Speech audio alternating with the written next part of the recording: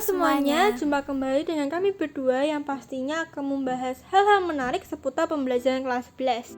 Sebelumnya, izinkan kami berdua untuk memperkenalkan diri kami nih, karena tak kenal maka tak sayang. Jadi, mari kita kenalan. Perkenalkan, nama aku Angel. Dan aku Catherine. Nah, pada video kali ini, kami berdua akan menjelaskan secara singkat tentang masa kependudukan Jepang di Indonesia. Sebelum mulai, aku akan memberitahukan agenda kita agar nanti kalian tidak bingung nih saat penjelasan dimulai. Yang pertama, kita akan membahas tentang restorasi Meiji, lalu dilanjutkan dengan Jepang datang ke Indonesia hingga kependudukannya. Dan yang terakhir, kehancuran Jepang dan kemerdekaan Indonesia. Jadi, tanpa berlama-lama lagi, mari kita belajar bersama. Restorasi Meiji. Restorasi Meiji atau nama lainnya yaitu Revolusi Meiji atau Pembaruan Meiji adalah serangkaian kejadian berpuncak pada pengambilan kekuasaan di Jepang kepada kaisar yang terjadi pada tahun 1868. Nah, restorasi ini sendiri sering disebut sebagai akhir Keshogunan Tokugawa dan awal zaman modern. Restorasi Meiji diakibatkan oleh perjanjian Sokumoda dan perjanjian Tosenhadis yang dilakukan oleh Komandan Meiji Perry dari Amerika Serikat. Restorasi ini dicetuskan oleh Sakamurama dengan tujuan melawan Shogun Tokugawa dan mengembalikan kekuasaan kepada kaisar. Kaisar Meiji naik tahta setelah wafatnya Kaisar Komei pada 30 Januari 1867.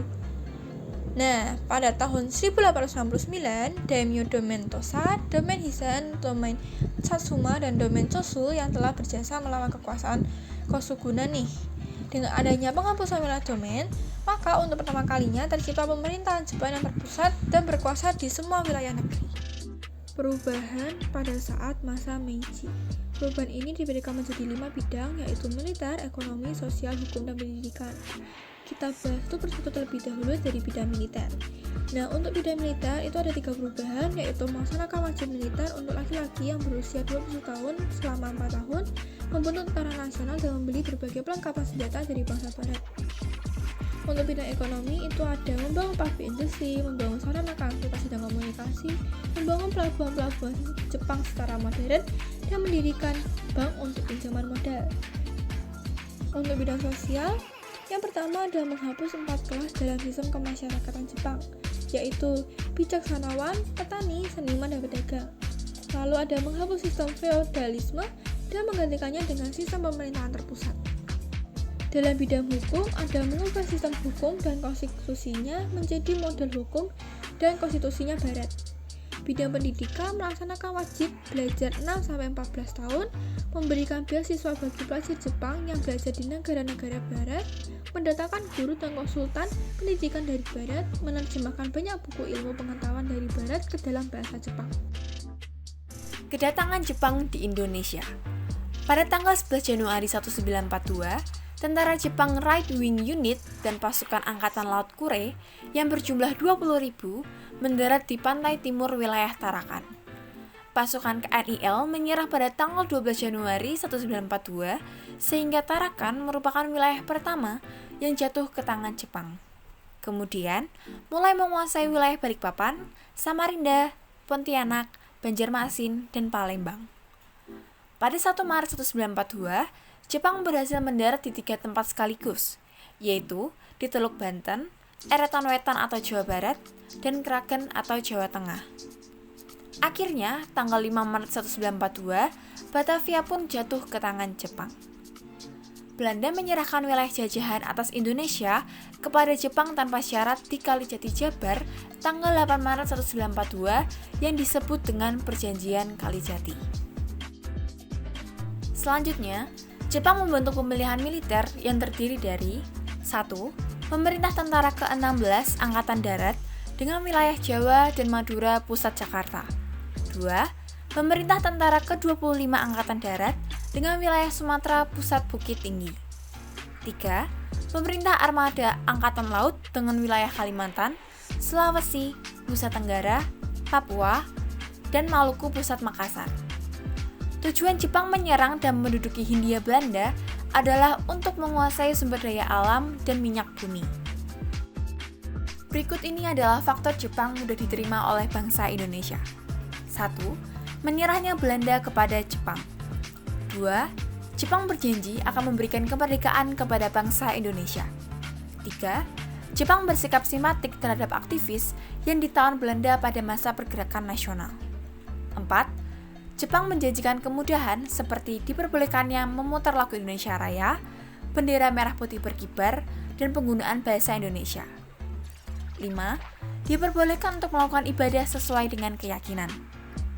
Selanjutnya adalah latar belakang pendudukan Jepang di Indonesia. 1. Restorasi Meiji, yaitu program pembaharuan pemerintah Jepang. 2. Keinginan Jepang menguasai Asia. 3. Keinginan Jepang untuk menjadi negara industri. Dan yang terakhir, Jepang anti terhadap imperialisme Barat. Politik penindasan dan pemerasan. Tindakan penindasan dan pemerasan yang dilakukan antara lain, para petani dipaksa untuk menyerahkan sebagian besar padi dan ternaknya. Pada hari-hari tertentu, rakyat diperintahkan menanam tanaman tertentu. Rakyat yang memiliki perhiasan diserahkan terhadap Jepang. Dan yang terakhir, rakyat tenaganya diperas melalui Romusa. Bidang politik pemerintahan, kekuasaan atas wilayah Indonesia dipegang oleh 2 angkatan perang, yaitu darat, Kirugun, dan yang laut, Kaigun. Untuk mempermudah pengawasan, dibentuk lagi 3 pemerintahan militer, yakni pembentukan angkatan darat atau Rikugun, pembentukan angkatan laut atau Kaigun, pembentukan angkatan udara atau Gengokugun. Bidang sosial budaya, Tonarikumi membangun jalan gedung dan perkebunan. Jugunyanfu dibuka perguruan ilmu kedokteran dan teknik.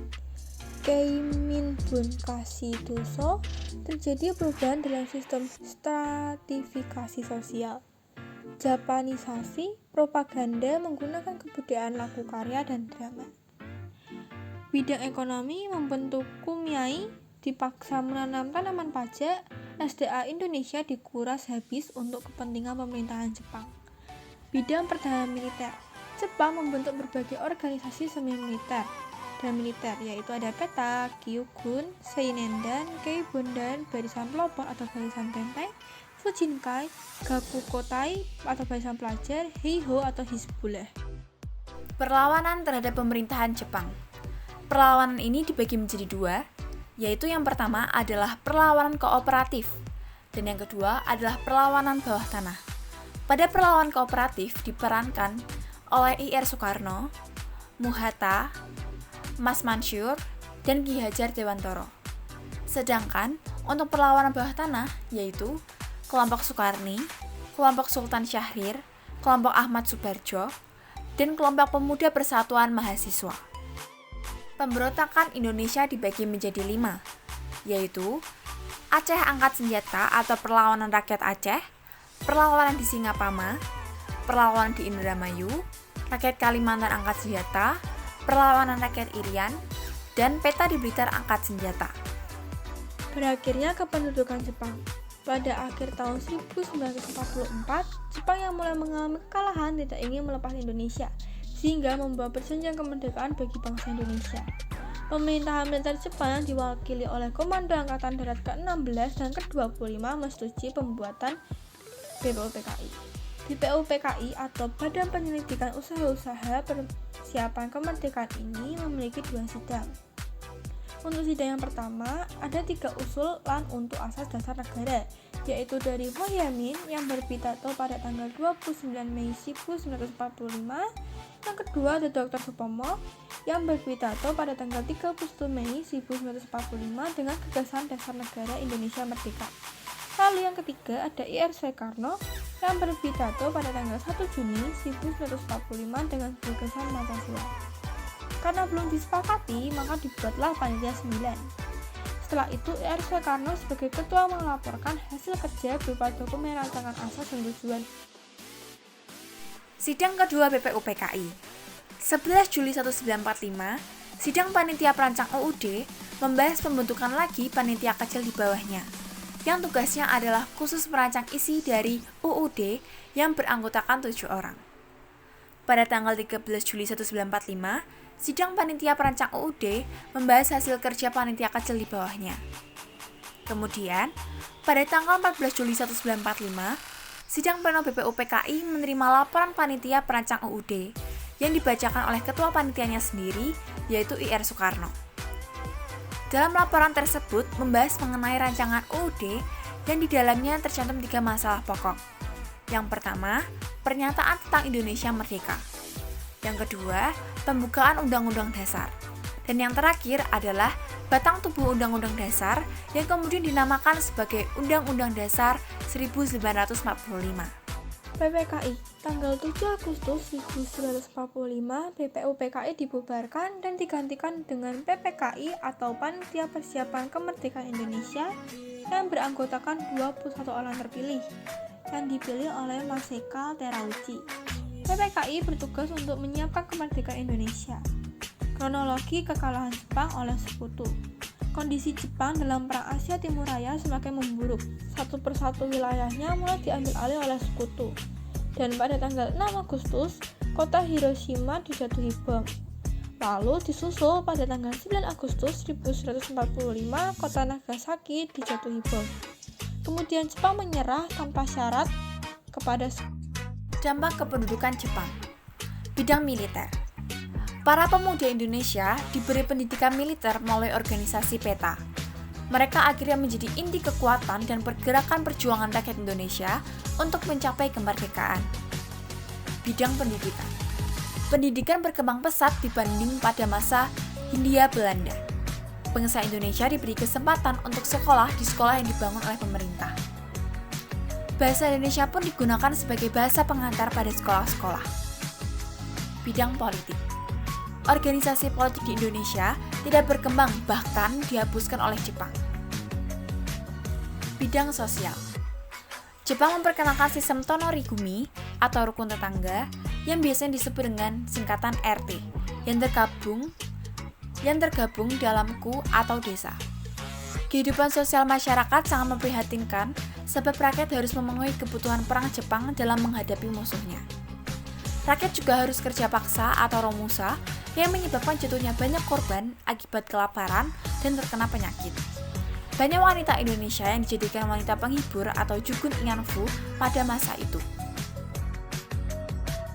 Sekian materi sejarah Indonesia mengenai masa kependudukan Jepang di Indonesia yang dapat kami sampaikan. Mohon maaf apabila ada kesalahan dalam tutur kata maupun dalam penyampaian materi. Terima kasih.